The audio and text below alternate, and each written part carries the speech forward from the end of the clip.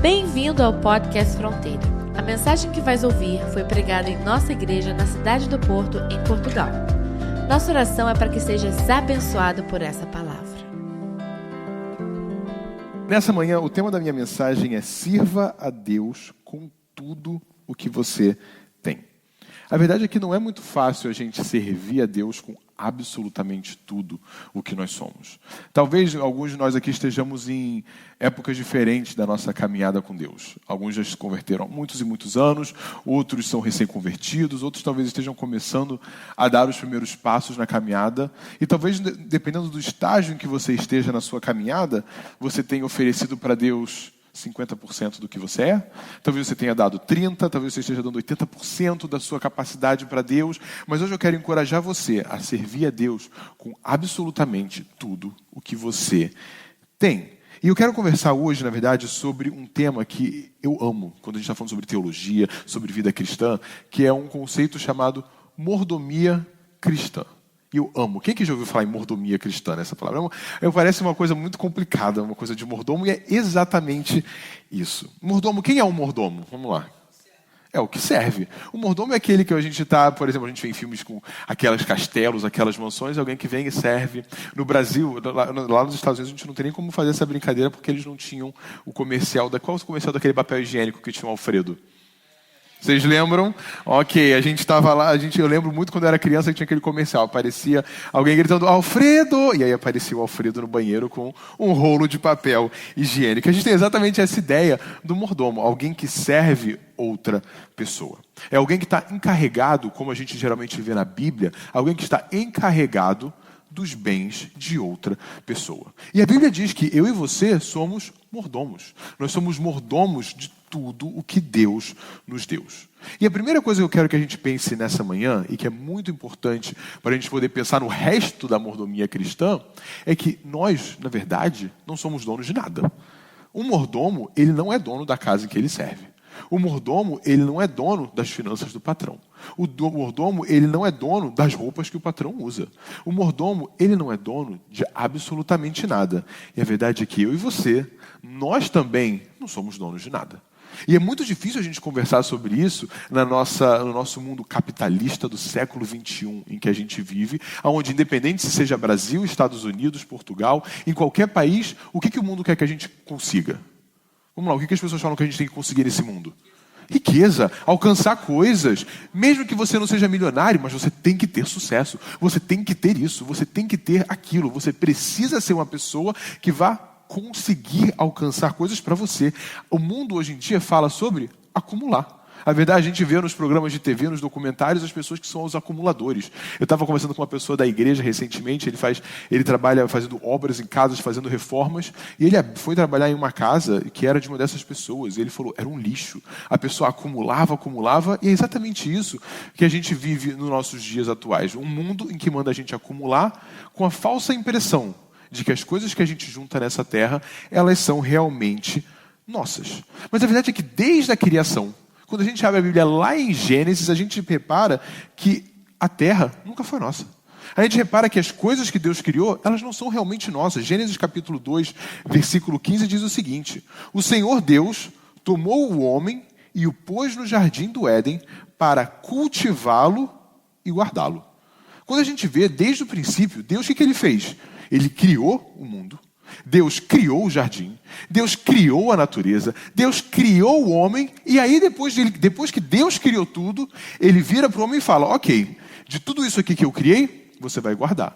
De tudo isso aqui que eu criei, você vai cuidar. Em momento algum Deus falou, agora é tudo seu para você fazer o que você quiser, é tudo seu para você aproveitar, você faz o que você quiser. Não, Deus ele confiou ao homem a criação dele para que a gente pudesse cuidar bem dela. O Criador, o proprietário, quem é o dono, é Deus. Nós não somos donos de absolutamente nada dessa terra. Nós não somos absolutamente donos de nada que essa terra produz. O dono é Deus. O Criador é Deus. Eu e você não produzimos nada.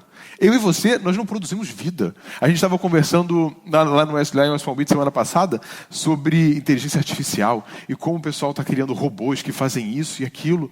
E é muito interessante, porque a gente pode fazer um robô incrível, mas a gente nunca vai ser capaz de dar vida a um robô. O único que dá vida, o único que cria vida é Deus. E olha o que Salmo 24 diz: do Senhor é a terra e tudo o que nela existe, o mundo e os que nele vivem. Vamos pensar, porque quando a Bíblia fala tudo, vamos pensar em tudo.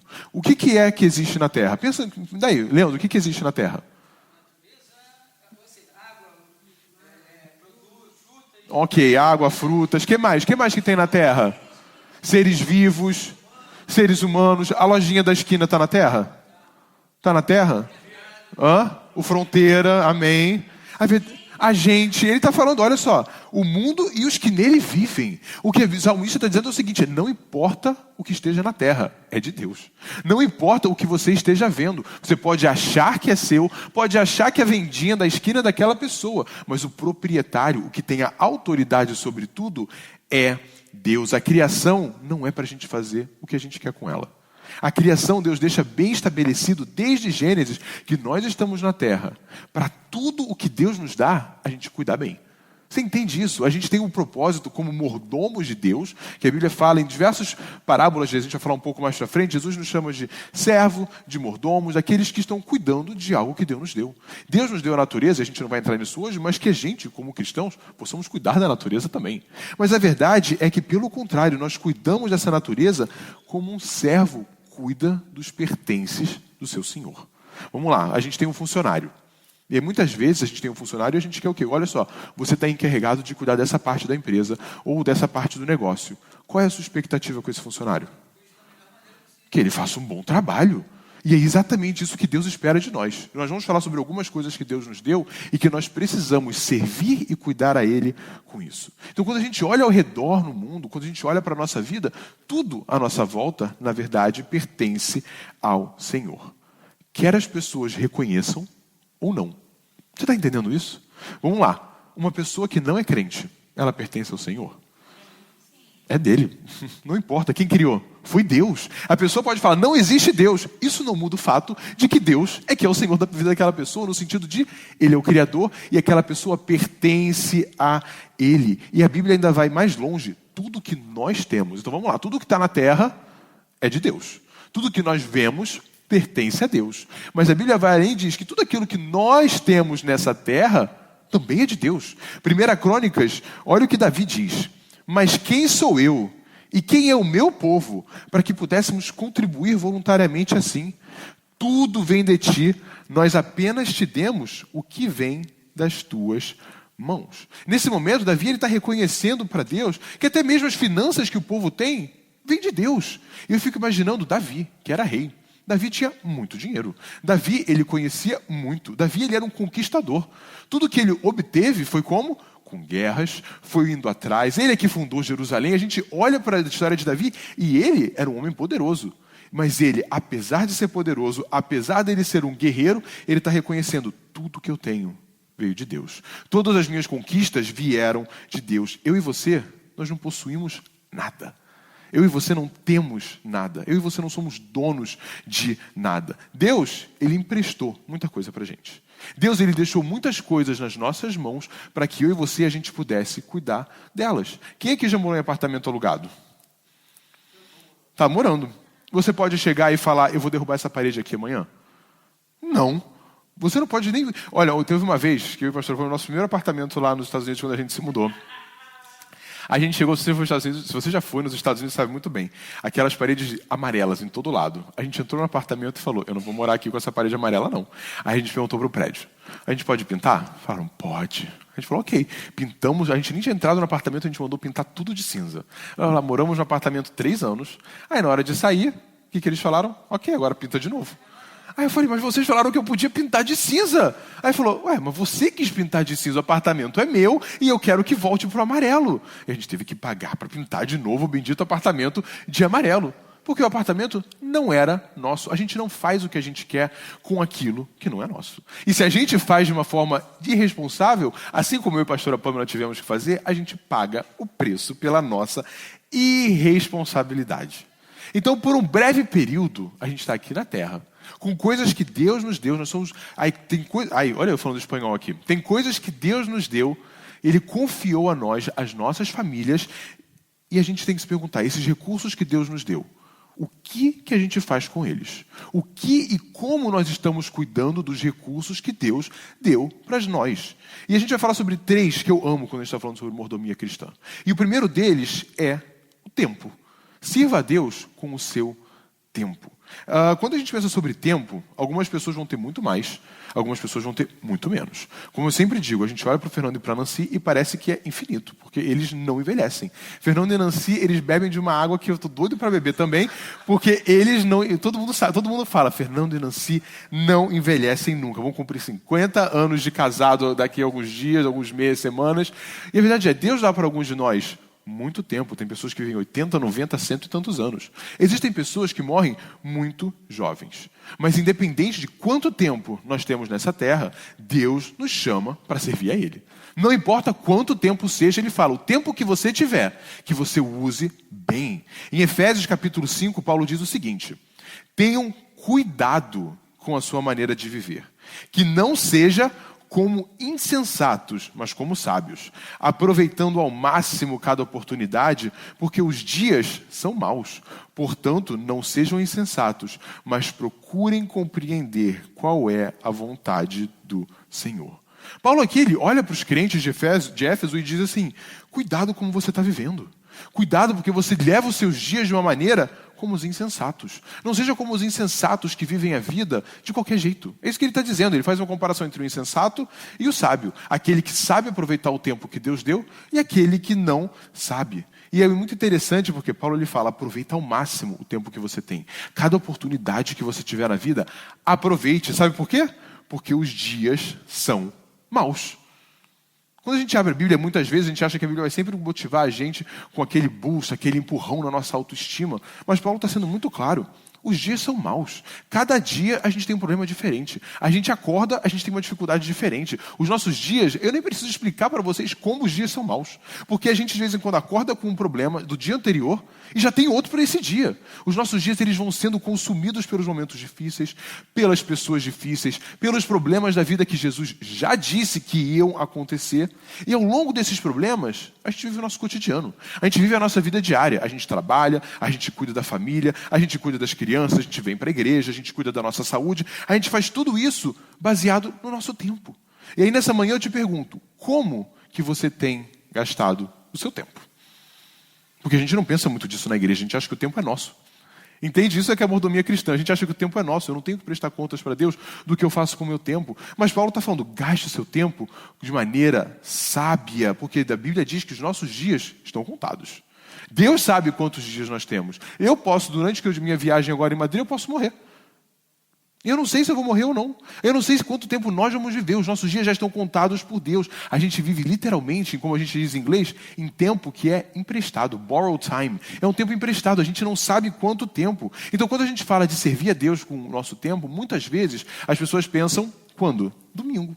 Aí se as pessoas pensam, eu vou servir a Deus no domingo com o meu tempo. A gente fala assim, eu vou separar um tempo para Deus. E a gente acha que esse é o tempinho da nossa vida que é dedicado para Ele. Mas Deus ele chama a nós para nós observarmos e cuidarmos de todo o tempo que nós gastamos. Não existe a divisão de esse tempo da minha vida é para Deus, esse tempo é para mim. Esse tempo é para Deus, esse tempo é para minha família. Esse tempo é para Deus e esse tempo é para o meu trabalho. Deus é muito claro. Cada tempo que nós temos na nossa vida, cada minuto, cada hora, que ele seja para a honra e glória dele. Mas como? Olha só, Lucas 12, 25 diz o seguinte, quem de vocês, por mais que se preocupe, pode acrescentar 1 hora que seja a sua vida? Deus está falando, a sua vida, o seu tempo, não pertence a você. Você não pode fazer absolutamente nada com o seu tempo. Você pode tentar fazer muita coisa, mas você não é o dono do seu tempo. A gente acha que a gente é o capitão do nosso próprio barco. O pastor Tiago e Isabela me levaram ontem lá para passear ali no... Como é que é o Douro, né? Aí... Não, é que eu já sou local, eu não preciso falar o Rio, é só Douro, entendeu? Por favor, né, Leandro? Olha só você, turista, falando do Rio Douro. Eu estava lá no Douro, e aí a gente vê aqueles barquinhos lindos, né? E aí aqueles capitães, eles são assim, eles vão, pegam um barquinho, eles estão andando. Se eles quiserem no meio virar e falar assim, eu não quero mais seguir aqui em volta, eu quero voltar, o que eles fazem? Eu vou fazer uma curvinha aqui e eu vou voltar. E a gente acha que na nossa vida é a mesma coisa. A gente acha que a gente pode mudar a nossa vida, a gente pode estender o nosso tempo, a gente pode fazer o que a gente quiser com o nosso tempo. Mas a verdade é que o nosso tempo pertence a Deus. E aí eu pergunto, com que a gente tem desperdiçado o nosso tempo? Vamos lá, se Deus visse que a gente pegasse o nosso celular, e todo mundo sabe fazer isso, entrar lá no settings do iPhone e olhar quanto tempo eu passei no Instagram essa semana. Será que Deus ia ficar feliz? Será que Deus ia ficar feliz com o tempo que a gente passa no Instagram, no YouTube, em sites que a gente não devia, conversando com pessoas que a gente não devia, o quanto tempo a gente passa no Facebook?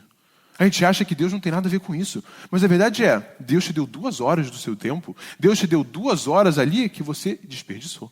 E aí, por isso que Paulo fala, gaste o seu tempo, viva a sua vida de maneira sábia. Eu tenho uns slides, tem aí, Bela, os números. Vamos lá. Eu quero mostrar para vocês, isso aqui é mais ou menos uma média, um average, de quanto tempo a gente passa fazendo certas atividades na nossa vida. E o primeiro diz que a gente vai passar 33 anos da nossa vida na cama. Ou seja, a gente passa 1/3 da nossa vida dormindo. 1/3 do nosso dia deveria ser dormindo 8 horas por dia. Então, 33 anos a gente passa só dormindo. Sei lá, você faz a conta aqui no final, Leandro. Ó, trabalhando. No final a gente faz a conta, mas acho que são os 93, 96 anos que ele está levando em consideração. Ó, trabalhando. A gente passa 13 anos da nossa vida trabalhando. Então, se você for contar todo o tempo que você trabalhou na sua vida, você vai começar hoje e você vai acabar daqui a 13 anos e 2 meses. 4.821 dias. Quanto tempo a gente passa na tela, nos celulares? 11 anos. 11 anos da nossa vida olhando para a tela do nosso telefone. Aí, quanto tempo a gente passa comendo? 4 anos e 6 meses. E grande parte desse tempo é na igreja, que a gente sempre sabe, né? A gente passa muito tempo comendo. Vamos lá, de férias. Você está pensando que férias agora é o nosso lazer. Férias são só 3 anos e 1 mês. É muito pouco comparado até com o tempo que a gente passa comendo. Vamos lá, quanto tempo a gente passa fazendo exercício físico? Vamos ver se é verdade para o Leandro. 1 ano e 4 meses. Não é nada, são só 583 dias. Não, 583. 1 ano e 4 meses, Leandro. 1 ano e 4 meses. Está errado esse 1 ali na frente. Aí vamos lá. Depois de tudo isso, a gente já trabalhou, já comeu, já saiu de férias. Quanto tempo você acha que sobra para o resto da vida? 2 dias. Também não, né, Leandro? Que triste seria. 8 anos. Ou seja, depois que a gente vive a nossa vida inteira, a gente tem menos de 10% do resto do nosso tempo para fazer o resto. E aí eu te pergunto, é nesses 8 anos que a gente tenta incluir Deus? É nesses 8 anos que a gente tenta fazer de 90 e tantos anos que a gente tenta falar para Deus, Deus, eu vou te dar esses 8 anos, tá? E Deus está falando, eu não quero só os 8 anos da sua vida, eu não quero esse resto do que você tem quando você não está dormindo, quando você não está trabalhando, quando você não está de férias, quando você não está exercitando, quando você não está no telefone. Ele quer absolutamente tudo. E eu não sei você, mas quando eu paro para pensar que só restam 8 anos, eu olho, Senhor, é muito pouco. 8 anos não é absolutamente nada, mas Deus, Ele quer todos os anos da nossa vida. E é por isso que eu falo, quanto tempo a gente perde no Instagram? Quanto tempo a gente perde com coisas que não trazem nenhuma adição, não trazem nenhum benefício para a nossa vida? Quanto tempo a gente não gasta em conversa que não agrada a Deus? Porque a gente tem que agradar os outros. Entende disso? A gente muitas vezes quer agradar as pessoas, passa o tempo com conversas que não agradam a Deus, e aí a gente fala, desculpa, Senhor, mas isso foi tempo que perdeu e a gente não vai ter de volta. Quanto tempo a gente passa em atividades inúteis e Deus está falando, olha, eu te dei esse tempo e você não está sendo um bom mordomo. Deus quer que você honre a Ele com o seu tempo, independente de onde seja na sua casa, seja no trabalho, seja aqui na igreja, seja onde você estiver. Deus está chamando, use o seu tempo de maneira sábia, use o seu tempo de maneira que vai glorificar o meu nome. Quando a gente entrar na igreja, que a gente possa honrar a Deus com o nosso tempo. Quando entrar no trabalho, que cada coisa que você faça, assim como a palavra de Deus diz, que a gente possa glorificar Ele, quer você beba ou coma, que nós estejamos glorificando a Deus, mas principalmente na casa dEle. Quando a gente entrar aqui, que seja aquele lugar em que a gente é preenchido pela presença dele e que vai nos dar aquele gás para a semana inteira para a gente viver através dos dias difíceis que Paulo nos diz. Escolha deixar a preguiça para trás e vir sempre para a igreja. Escolha deixar para trás os outros compromissos e vir para a igreja. Porque vamos parar para pensar. Se a gente faz todo aquele resto e só sobra 8 anos para a gente viver, o que não é um domingo que a gente perde nisso tudo? É muito tempo. A verdade é essa, a gente para pensar e fala, é só um domingo. Mas a gente passa tanto tempo longe que na nossa semana isso é muito tempo. Olhe menos para o celular e olhe mais para a sua família. Olhe menos para o seu celular e converse mais com seus filhos, converse mais com seus cônjuges. Tem casal, vocês já viram isso? A gente vai em restaurante, eles estão comendo, o que eles estão fazendo? Está cada um no celular. E eu fico pensando, gente, que coisa horrível. Porque as pessoas não conversam mais, as pessoas preferem ficar num mundo virtual. Cada oportunidade que a gente tem cada momento que nós temos é uma oportunidade para glorificar o nome de Deus. É um momento para a gente transformar a nossa vida e transformar a vida de outros. Porque se nós não tomarmos cuidado, a nossa vida vai passar muito rápido. Se a gente não tomar cuidado, a nossa vida ela vai voar. E aí no final vai ser muito tarde para a gente olhar e falar, nossa, eu podia ter feito mais. Eu podia ter sido diferente. Eu podia ter servido muito mais a Deus. Eu podia ter amado muito mais a minha família. Nossa, meus filhos cresceram e eu nem vi. É claro que todo mundo fala que passa rápido, mas tem pais que realmente não participaram da vida dos filhos porque estavam muito ocupados no trabalho, porque não sabiam gerenciar o tempo, porque não sabiam como dividir o tempo entre família, entre trabalho, entre lazer. E a verdade é que Deus ele deu o tempo para nós. O tempo ele é emprestado e o que nós estamos fazendo com ele. Que a gente possa decidir entregar para Deus 24 horas do dia. E isso não quer dizer que a gente não vai trabalhar, que a gente não vai fazer o que a gente tem que fazer, que a gente não vai cuidar das coisas da casa, que a gente não vai lavar louça, que a gente não vai fazer laundry, lavar roupa. Mas que a gente possa, tudo que a gente fizer, ser consciente. Seja consciente do tempo que você passa perdendo com coisas que não adicionam em nada nas nossas vidas. Em telefone, em TV, em Netflix. Hoje em dia tem o binge watching. Então a gente quer fazer o seguinte, lançou essa série hoje, tem 10 episódios e eu quero terminar hoje mesmo. Eu vou ficar até as 5 da manhã assistindo cada episódio. E todos nós já fizemos isso, ninguém aqui vai fingir que não fez. Nunca fez, Fernanda? Eu também nunca fiz. Eu nunca fiz também. Ah, mas aí é um outro problema, Fernanda. Aí é uma outra história. Aí a Nancy está falando que quer assistir tudo de uma vez só. Cada um... Isso que é interessante. Cada um perde tempo com coisas diferentes. Tem gente... Eu não tenho nem rede social para ficar perdendo tempo. Mas eu tenho que tomar cuidado para não perder meu tempo com outras coisas. Cada um de nós tem que prestar conta para Deus do tempo que passou perdendo tudo. Mas faça o máximo com o tempo que Deus te deu. Com o tempo que Deus te deu, invista e fala, Senhor, eu te apresento o meu tempo. Me ajude a maximizar esse tempo para o seu reino. Mas o tempo... não é a única coisa que Deus nos deu e não é o único aspecto em que nós deveríamos ser bons mordomos. A Bíblia também nos chama a sermos bons mordomos com as nossas finanças. Então, sirva a Deus também com as suas finanças. Vamos lá, vamos jogar um jogo, adoro. Quantas vezes você acha que a Bíblia fala sobre fé? Dá um chute, gente. Tem muitas páginas na Bíblia sobre fé. Menos. Depende da versão, é claro, mas mais ou menos é menos. Também não, né, Leandro? A gente tem 336 versículos que falam sobre fé. Quantos vocês acham que fala sobre oração? Mais, Nancy. Menos. Não, desculpa, 547. Vamos lá. Amor. Todo mundo fala que o evangelho é amor, só amor, né? A Bíblia é só amor. Vamos lá. Caramba, muito bom, hein, Fernando? 310. E dinheiro, quantos que vocês acham? Quanto? 1.000, 1.500, sobre dinheiro. Vai, Pietro, quanto? Pietro deu 2.000. Virou? 2.000, aproximadamente 2.000. Acertou mesmo, 2.350 vezes a Bíblia fala de dinheiro. Isso quer dizer que é mais importante do que a fé ou a oração? Não. É mais problemático. Para quem tem problema com dinheiro, porque para mim não é problemático não. Porque sabe por que não é problemático? E sabe por que não é mais importante do que a fé? Porque o mais provável é que Deus sabe que um aspecto mais difícil da nossa vida de entregar para Ele é as nossas finanças. E a gente sabe que o humano, ele sempre busca se pegar o dinheiro. A verdade é essa. A gente olha, principalmente homem. Homem é focado no trabalho. Eu tenho que trabalhar, tenho que fazer dinheiro e tenho que cumprir meus afazeres. Ponto. Homem é assim. Mas a verdade é que a Bíblia fala tanto sobre dinheiro para mostrar que isso que a gente se agarra tanto, que é o dinheiro, não é tão importante quanto Deus. Que isso que a gente se agarra tanto, que a gente confia tanto, porque a verdade é essa, o dinheiro para muitas pessoas é um ídolo. O dinheiro é o que vai me dar o sustento, mas é o dinheiro que vai me salvar no dia difícil. É o dinheiro que vai me ajudar quando eu estiver com problema. Mas desses 2.350 versículos, eu vou ler só apenas um, que é um dos meus favoritos com você.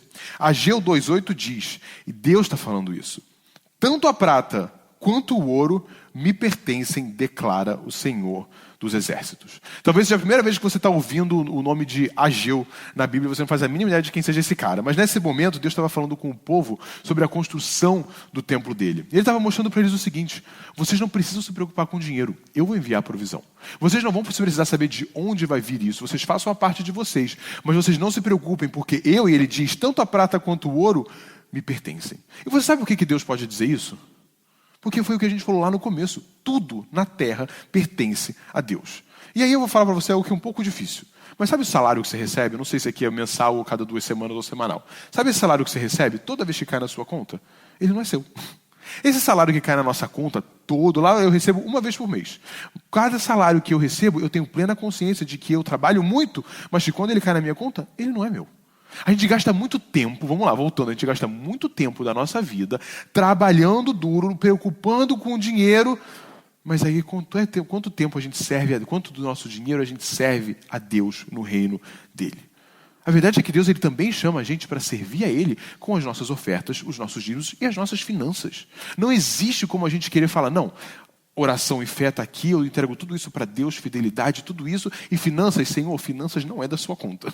A verdade é que a gente faz isso muitas vezes. Finanças, Senhor, eu sei. Eu escutei o Dave Ramsey, eu escutei o fulaninho lá, eu nem sei quem é que fala dessas coisas no Brasil de finanças. Eu escutei o fulaninho e eu cuido das minhas finanças, Senhor. Porque as minhas finanças, elas são exatamente isso, minhas. Mas Deus diz, tudo no mundo é meu, o ouro e a prata é meu. E deixa eu fazer aqui uma distinção muito clara entre oferta e dízimo. Porque muita gente confunde um pouco oferta e dízimo. Oferta é aquilo que a gente traz para o Senhor com gratidão.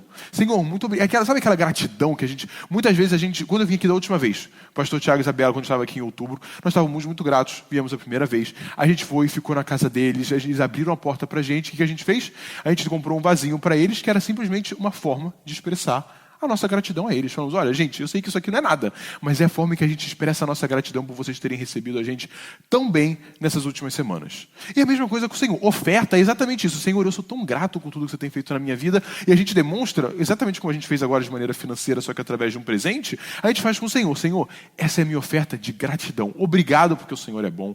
Obrigado porque o Senhor é fiel. Obrigado porque nada me falta. Obrigado porque o Senhor é sempre bom. Mas dízimo não tem essa de, eu vou dar o que eu quiser. Dízimo, a Bíblia é muito clara, dízimo é 10% do que nós recebemos. E as pessoas falam assim, não, mas Jesus não terminou o dízimo, Jesus não acabou o dízimo não era da lei. Queridos, para começar, o dízimo veio muito antes da lei.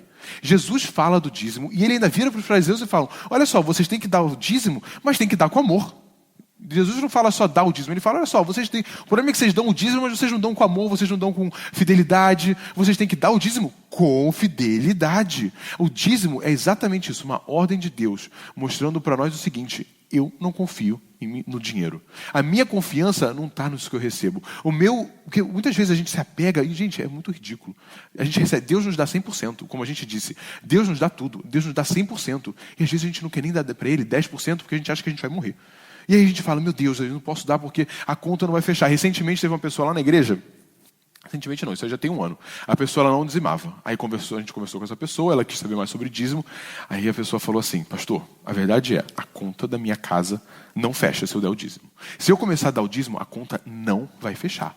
Aí eu falei, então faz o seguinte, você dá o dízimo, assim como a Bíblia diz, primícias, você recebeu o seu salário, você dá o dízimo e depois você programa o seu resto. E eu falei para ele, e eu posso falar isso para você com toda certeza, eu sei que Deus vai te abençoar, porque meu Deus, Ele é fiel e Ele não mente. Ele começou a dar o dízimo, essa pessoa começou a dar o dízimo lá na igreja e alguns meses depois virou para mim e falou assim, pastor, realmente Deus é muito fiel, porque assim, e olha só, no meio disso tudo, essa pessoa passou por muitas dificuldades. Ele falou assim, pastor, desde que eu comecei a dar o dízimo, nessa época, eu não conseguia nem juntar dinheiro. Eu não tinha poupança. Eu era uma pessoa que ganhava bem, mas ele falou, eu não conseguia. O meu dinheiro eu não sabia para onde ia. Ele falou, desde que eu comecei a dizimar. Ou seja, ele gastava 100% do dinheiro dele. Agora ele estava gastando 90%, 10% iam para Deus. Ele falou o seguinte, agora que eu comecei a dizimar, eu não sei como, mas a minha poupança nunca cresceu tanto.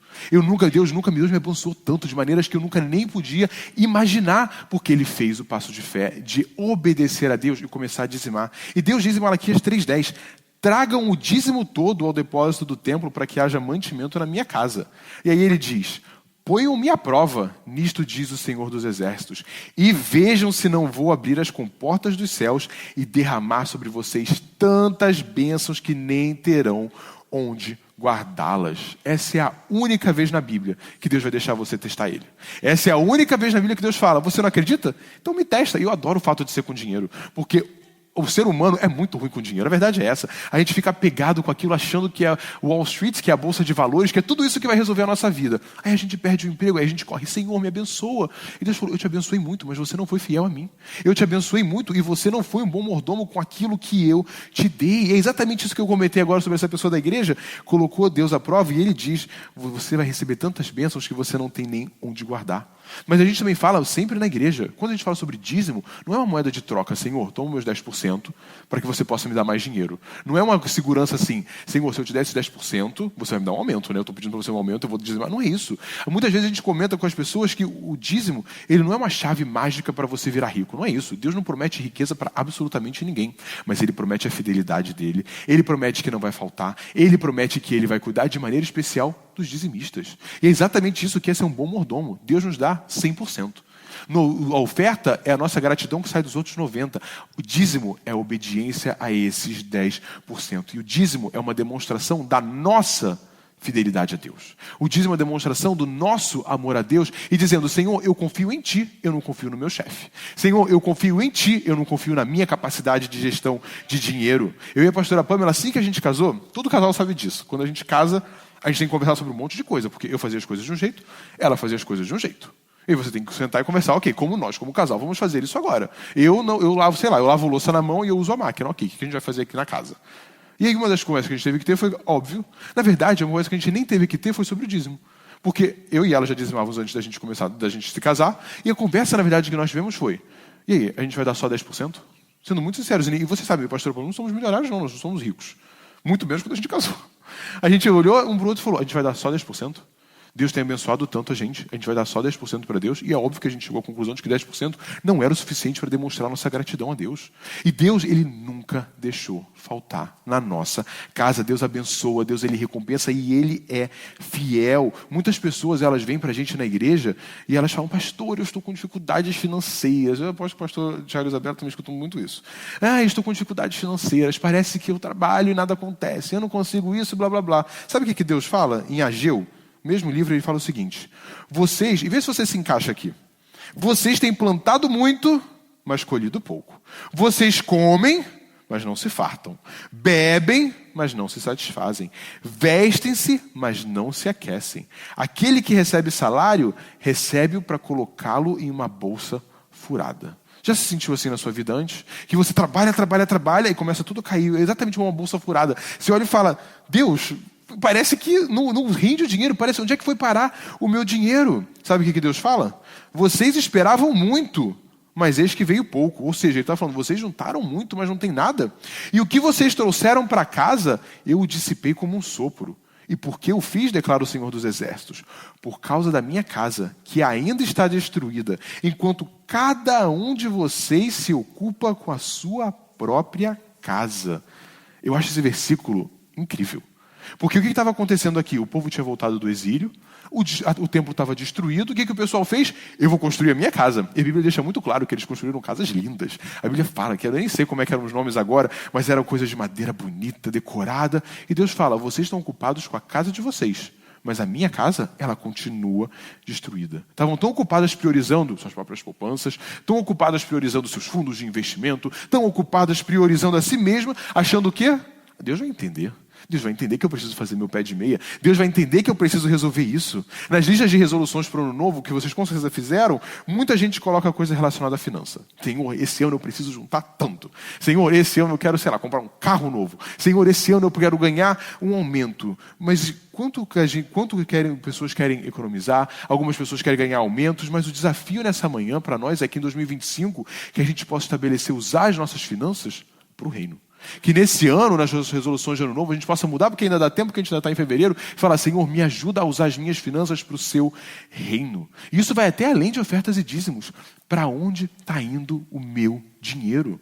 Porque você pode falar, Senhor, eu te dou o meu dízimo, mas aí os outros 70% que talvez você sobre, você gasta naquele joguinho de celular que fica lá de cassino, que eu vi que tem um monte de gente jogando agora no Brasil.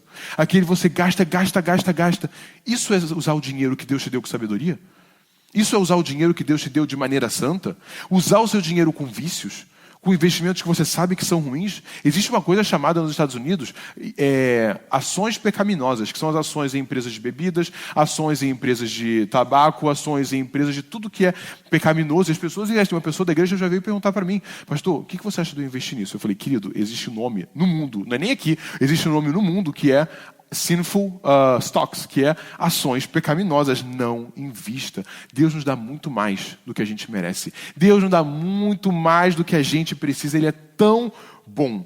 Mas assim como Ele nos dá, Ele espera que a gente administre bem. Assim como Deus nos dá as nossas finanças, assim como Ele nos dá o sustento de cada dia, Ele diz: eu te dei, mas você não vai desperdiçar. Eu te dei, mas você não se esqueça do seu dízimo. Eu te dei, mas não se esqueça da sua fidelidade. Não desperdice o seu dinheiro com aquilo que desagrade a Deus. Não desperdice o seu dinheiro com aquilo que você sabe que não vai ser bom para a sua família. Não desperdice, a palavra é essa, não desperdice aquilo que Deus te deu. Mas faça uma escolha, porque é a nossa escolha. Deus nunca vai entrar na nossa poupança e vai mexer nela. A gente tem que fazer uma escolha de honrar a Deus com as nossas finanças. A gente tem que decidir: Senhor, faz exatamente como essa pessoa que eu falei da igreja, faz exatamente como fala em Malaquias, coloca o Senhor à prova, fala: Senhor, minhas contas não fecham. Senhor, eu não sei de onde vai vir. Coloca o Senhor à prova e veja que Ele vai cuidar de você.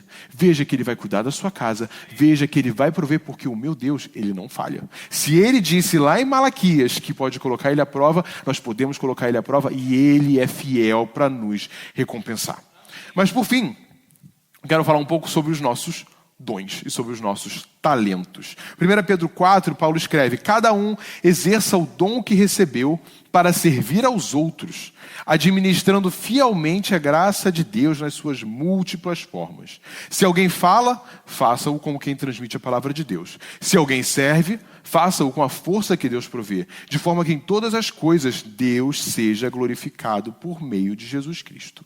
Essa é uma passagem que ela é muito bonita. É uma passagem que a gente coloca em moldura e fala: ai, que bonito, está falando de comunhão. Mas o que a gente tem que parar para pensar o primeiro ponto que ela fala é que nós todos recebemos diferentes dons. Nós todos temos algum talento diferente. Deus criou cada um de nós com uma personalidade diferente, com um caráter diferente e com habilidades diferentes. E é tão bonito que na Bíblia tem tantas parábolas que falam exatamente sobre talentos, que era uma moeda da época. Fala sobre talentos e que Deus deu e pergunta no final: o que você fez com os talentos que eu te dei? O que você fez com os dons que eu te dei? Você já parou para pensar qual é o dom que você tem? Qual é o talento que você tem que te faz diferente? Porque a Fernanda tem algo que o Leandro não tem, o Fabiano tem algo que a Nancy não tem. Cada um de nós oferece algo diferente para o reino de Deus. Cada um de nós tem um talento especial e a gente precisa descobrir qual é o nosso talento. Talvez você seja bom em cantar, talvez você seja bom em dançar, talvez seja bom em escrever, talvez você saiba tocar piano, talvez você saiba, como tantos homens são, sabe consertar parede, sabe resolver tanta coisa. Seja qual for o dom que você tenha, Deus chama você para usar ele para a glória dele. É tão triste a gente ver pessoas que têm tantos dons que Deus é que deu, tantos talentos que Deus deu e eles desperdiçam. Tantos talentos que eram para ser usados para a glória de Deus, mas eles usam para servir a si mesmo. E Paulo está falando: use para a glória de Deus os talentos que Deus te deu. E aí você pode estar pensando: ai, pastor, eu não tenho nenhum talento. Eu não sou uma pessoa nada de especial. Eu não canto bem, eu não sei tocar nada. Você tem um talento e eu não tenho dúvida. Você tem um dom, você tem algo que Deus te deu que você pode usar aqui mesmo na igreja. Eu posso dizer com toda certeza que Deus te criou de uma maneira que Ele te deu algo especial que Ele quer que use. Ele te deu algo que Ele quer que seja usado para o reino dEle. Ele te deu algo especial, seja a sua inteligência, seja o seu caráter, seja a maneira como você trata os outros. Talvez seja uma questão de que você nunca tenha percebido. Existem pessoas que cresceram com pais que nunca elogiaram, tem amigos que nunca elogiaram. E é por isso que a comunhão na igreja é tão importante, porque na igreja a gente descobre dons que a gente nem imaginava que a gente tinha. E a gente acaba tendo que desenvolver uns que a gente realmente não tem, mas de tanta prática a gente acaba tendo. A verdade é essa. Tem gente que, por exemplo, é tão boa em fazer outras pessoas se sentirem bem-vindas. Sabe aquela pessoa que quando chega na igreja você pode contar com o abraço dela, você pode contar com uma fala dela, é aquela pessoa que vai fazer qualquer visitante ser bem-vindo. Gente, isso é indispensável na igreja. Uma pessoa tão amável, uma pessoa tão carinhosa é indispensável para as pessoas se sentirem bem. Uma pessoa que é um bom ouvinte. É todo mundo que é bom ouvinte? Todo mundo é bom de ouvir? Não, eu tenho que fazer prática, eu sou péssimo para ouvir, eu sou aquela pessoa que desliga assim em 2 segundos. Eu tenho que fazer a prática de eu conseguir começar a ouvir. Tem gente que é bom de abraçar, tem gente que não gosta de abraçar, tem gente que é bom em sorrir. Gente, são coisas tão simples, mas são talentos que Deus nos deu, maneiras que Deus nos criou, que nós podemos usar para a glória dele. É tão bom ver o Pietro, que eu não vi o Pietro, eu falei para ele que fazia 15 anos que eu não via ele. Aí ele falou: é impossível porque eu tenho 14. Aí eu falei... Aí eu falei, não, então tá ok, estou errado, talvez sejam 10 anos então. Mas é muito bom ver, porque eu já vi o pastor Tiago e a pastora Isabela já comentaram comigo como o Pietro ajuda na igreja. E eu tenho certeza que ele nem imaginava que os talentos que Deus deu para ele seriam usados aqui. Eu imagino que nem o Fabiano e a Fernanda esperavam ver o Pietro com 14 anos servindo na casa de Deus. Mas é exatamente isso que Deus faz. Ele nos dá os dons, Ele nos dá os talentos, Ele nos dá os gifts. Eu amo esse nome em inglês, que são os presentes. Deus nos capacita de certas maneiras e Ele fala, agora use bem. Use como um bom mordomo, exatamente como o Alfredo aparecendo com papel higiênico. Deus quer que a gente apareça com os nossos dons perante Ele, falando, Senhor, usa os meus dons para o seu reino. Olha o que Colossenses 3 diz, tudo o que fizerem, façam de todo o coração, como para o Senhor, não para os homens. A gente não faz para aparecer, a gente não faz para que as pessoas notem, mas a gente fala, Senhor, que os meus dons sejam usados para o seu reino, que os dons que o Senhor me deu sejam usados para glorificar o teu nome. A pastora Pamela ela fala uma frase que eu amo, que ela sempre fala que na igreja a gente não enterra talento. Ou seja, a gente vê uma pessoa que sabe fazer alguma coisa, a gente vai chegar naquela pessoa, mesmo que ela não confie nela mesma, a gente vai falar, você é ótimo nisso, você não quer trabalhar nisso na igreja? Você é bom nisso. Aí a pessoa fala, eu nunca fiz antes, a gente fala, não tem problema, a gente te ensina, mas você precisa desenvolver isso, porque Deus quer te usar. Deus te deu esse talento porque Ele quer usar você. A gente vai fazer com que você se sinta desconfortável, eu sei que o pastor Tiago e Isabela também, a gente vai fazer você se sentir desconfortável, vai ficar aquele medo de, será que eu consigo? Mas se Deus te deu, Ele vai te capacitar e Ele vai te abençoar para usar os seus dons na glória do reino dele. Pare de enterrar os seus talentos. Pare de enterrar os talentos que Deus te deu, a capacidade que Ele te deu, a inteligência que Ele te deu e comece a usar para o reino dele. Permita que Ele alcance você para outras pessoas. Permita que Deus alcance aqui na igreja e transforme a vida de outras pessoas. Não são só os pastores que transformam a vida de outras pessoas. Tem pessoas que vão para a igreja e eu tenho plena consciência que tem gente que vai para a igreja e volta porque uma pessoa deu um abraço. Não é porque eu falei muito bem no domingo, não é porque a gente cantou muito bem no domingo, não é porque as cadeiras são confortáveis. A pessoa fala, nossa, fulaninho me deu um abraço naquele dia e eu voltei porque assim, fez toda a diferença. Nossa, tal pessoa foi tão simpática e conversou comigo de uma maneira que ninguém nunca tinha falado comigo antes e eu quis voltar para experimentar mais disso. É Deus agindo através dos nossos talentos dentro da igreja. Então não retenha nada de Deus. Não retenha o seu tempo de Deus. Não retenha as suas finanças de Deus. Não retenha os seus talentos de Deus. Reter é exatamente isso. Você tem uma coisa e você não quer usar. Reter é você esconder aquilo que Deus te deu. É você pegar aquilo que Ele te deu e você não usar para o reino dele. E quantas coisas Deus não nos deu. Quantas coisas Deus não continua nos dando. Ele nos dá o tempo, mas infelizmente a gente desperdiça. Ele dá as finanças para nós e nós não honramos Ele com as finanças. Ele nos dá os talentos e a gente não usa para o reino dele. Não deixe que isso continue acontecendo na sua vida. Não deixe que isso seja um ciclo na sua vida de Deus dá para você e no final Ele vai perguntar assim, cada um de nós prestará contas de si mesmo a Deus. É igual um mestre, um chefe, como é que é o nome? Um boss, um patrão. É igual um patrão chegando no final, perguntando para ele, e aí, tudo que eu te dei, o que você fez? Jesus tem uma parábola que ele fala exatamente sobre isso. Eu te dei tantos talentos, cadê eles? Aí tem um deles que aparece assim, Senhor, eu enterrei o meu, deixei escondidinho, toma aqui de volta. Ele fala, servo inútil, porque o que eu te dei era para você multiplicar, o que eu te dei era para você usar, e ele está falando mesmo, use o seu tempo de maneira frutífera na minha presença, use as suas finanças de maneira frutífera na casa de Deus, honre ao Senhor, use os seus talentos para a glória de Deus. A verdade é que se Deus aparecesse para nós hoje e perguntasse, o que você tem feito com o que eu tenho te dado? Qual seria a nossa resposta? Se Deus aparecesse pra gente e falasse, é hora de prestação de contas, igual a gente tem que fazer com os nossos chefes. Hora de prestar contas. Como é que você tem gasto o seu tempo? Hora de prestar contas. Como é que você tem gasto o seu dinheiro? Hora de prestar contas. O que você tem feito com os talentos que você tem? Na escala de bom servo para servo inútil, onde é que a gente estaria? Não pense você que só porque a gente vem para a igreja domingo, Deus vai falar, ótimo servo. Não tem isso não. Entrar aqui não quer dizer nada para isso. A gente tem que usar aquilo que Deus nos deu. A gente administra bem os recursos que Deus nos deu, ou nós somos aquele servo que não merece mais a confiança de Deus? Aquele servo que ele fala, eu não posso dar muito porque não usa bem. Eu não posso abençoar porque não vai abençoar outros. Eu não posso dar talentos porque ele esconde. Eu acredito que como igreja, a gente sempre pode fazer mais. Eu acredito que como igreja a gente sempre pode ser melhor. A gente sempre pode buscar servir a Deus mais do que a gente tem servido. E sabe por que é tão importante a gente entender e aplicar isso? Em Mateus 25, o Senhor respondeu, muito bem, servo bom e fiel. Você foi fiel no pouco, eu o porei sobre o mundo. Venha e participe da alegria do seu Senhor.